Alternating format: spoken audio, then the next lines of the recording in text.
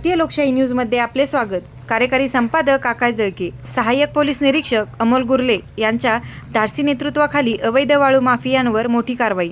गोदावरी नदी पात्रातील अवैध वाळू उत्खनन आणि वाहतुकीविरोधात गोंदी पोलीस व महसूल पथकाने संयुक्तपणे मोठी धडक कारवाई करत 3 हायवा व 1 ट्रॅक्टर असा तब्बल 64,75,000 रुपयांचा मुद्देमाल जप्त केला।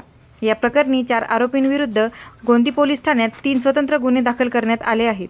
गेल्या काही दिवसांपासून सुरू असलेल्या या विशेष मोहिमेत गोंदी पोलीस ठाण्याचे प्रभारी अधिकारी सहाय्यक पोलीस निरीक्षक अमोल गुर्ले यांनी धाडसी, निर्भीड आणि कर्तव्यदक्ष नेतृत्व करत वाळू माफियांना जबरदस्त दणका दिला आहे। त्यांच्या मार्गदर्शनाखाली पोलीस व महसूल विभागाच्या पथकाने समन्वय साधून ही यशस्वी कारवाई पार पाडली।